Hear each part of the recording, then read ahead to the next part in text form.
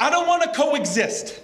Not like good guys and bad guys and true lies and propaganda put on black faces, cab drivers, or deli owners in your racist comedies. Not bomb your Dunkin' Donuts with my keffiyeh, fist pound Fox News, or let you steal my food and call it Israeli salad. I won't mess with a Zohan, or let him turn the rocks of Palestinian children into balloon animals, while Israeli soldiers snipe our children's heads, shoulders, knees, and stomachs. Hollywood snipes ears of young ones with lovable tales of blue and white heroes. I'm not looking for your approval, not a token role or job on my knees scrubbing toilets in Israel's Congress. I'd rather fight with blacks and Latinos against oppression than concede to a mainstream plantation that sees me as other unless I'm checking a college application. I don't believe in the tooth fairy or 2,000 claims of homes you supposedly deserve when people resurrected and walked on water. I'll exist in a world that fights against racism like Martin and Malcolm, bleeds ghetto tales of Stephen Biko as a song that never dies no matter what apartheid makes of our bodies, feeds mouths in Belfast streets and resurrects Bobby Sands' message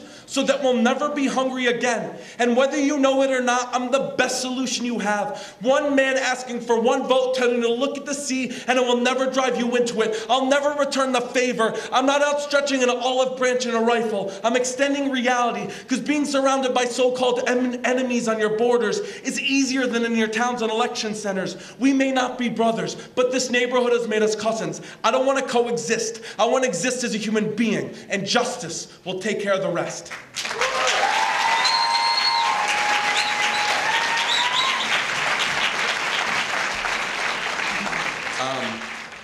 I'm disgusted by terrorism.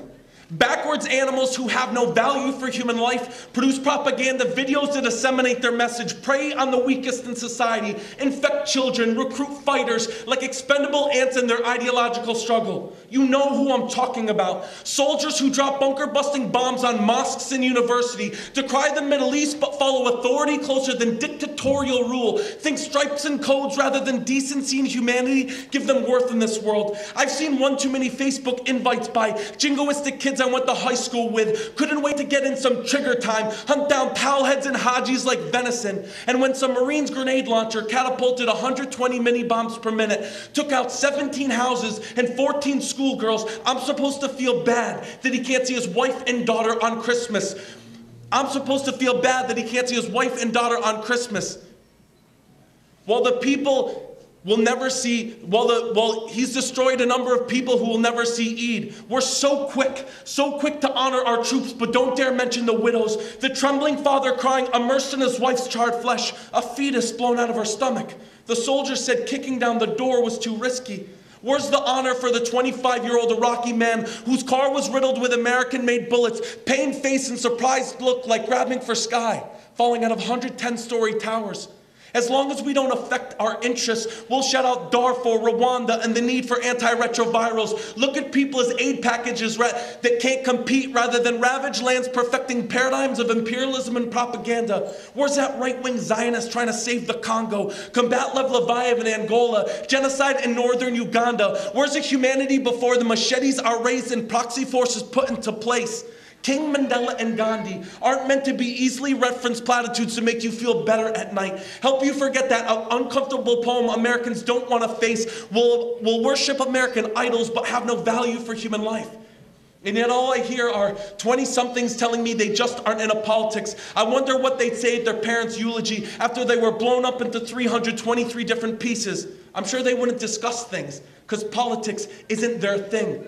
Politics isn't our thing. While we reach out for freedom and justice, we're defined as political to undermine our suffering, create notion of two sides in equal conflict, cover up our dispossession and burnt down villages. We're political so you can ignore us, delegitimize and forget us. We're human beings coming through the window, reflecting stillborn images. We're voices chiming in choirs and temples. We're life that won't be forgotten. We're here and won't go away. We're the world's shiver. It's cold out here. And whether you like it or not, we are coming inside.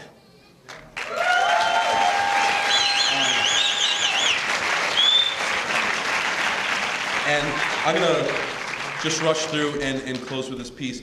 Oh, I forgot to say, that was the first time I ever did the poem, unless you count badly in the shower, so I didn't know all the words. I tried to get through it. And this last piece, unfortunately, I've been writing a lot more political stuff. The fight for Gaza, the fight for Palestine doesn't stop when they stop killing people daily in numbers of 1,400 over 22 days. You know, the fight to stop the next 1,400 is today. And it's why I know the economy is bad, but we have to keep opening our hearts and wallets and donate to Viva Palestina and donate to these initiatives and keep educating people politically within our community. This last poem is a poem I wrote after Israeli Apartheid Week on a panel for cultural boycott. This one I call my angry piece. I don't know.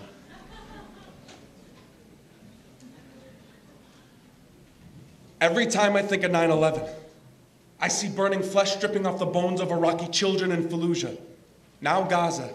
I tend to memorialize the forgotten, the eclipsing collateral damage of our unpunished crimes, and maybe it's because I'm a numbers guy, because if I had $1 for every time an Iraqi died since 2003, I'd be a millionaire. And don't get me wrong, sometimes I don't know who to hate more, the governments in the West or the politicians in the East who sell their souls quicker than the oil they export, strong men who use Palestine as a tool to line their pockets and don't give a nickel to their people, quisling governments who stitch mouths shut for a check from Washington and APEC. How can you be their prototypical anti-Semite if you're signing peace accords to oppress your own people? And then Orientalists and idiots want to talk about how we can't have democracy in the Middle East because of what happened in Gaza. A Hamas boogeyman wrapped in democratic elections. Rahm Emanuel wants to educate me and my people about democracy gone wrong. Why doesn't he try implementing one in Israel first, instead of bowing down to terrorists like his father in the IDF, lauding a third-rate racist European society that's imploding quicker than its moral standing in the world, enlightened like 1950s Afrikaners and slave traders? Just because a house is beautiful doesn't mean the bones you built it on have fully decomposed. The so-called Israeli left is about as alive as Ariel Sharon. I'm sick and tired of asking for permission to resist from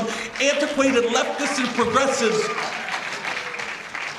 Antiquated leftists and progressives who care more about keeping it kosher than moving things forward. I put down my pen and waving fist to resist with college kids and Palestinians. Boycott and divest, because who cares about preserving a living when governments are killing civilians? Complicity by silence and reserve units bombing Gaza. Your academics and scholars, theater groups and practitioners are part of the problem. And if that doesn't fit into your long-term plan of rejecting my right to return, I'm sorry. Maybe one day you'll return to reality where my people have babies quicker than Zionists can concoct Jordanian options. I'm not looking for your sympathy. I'm not looking for your sympathy or introspective confessions. Won't sit on my hands so they lose oxygen like the people of Balad and Rafah. Vote for Barack Obama and pretend that his 22 days of silence was golden, while emaciated children starve to death surrounded by their parents' corpses.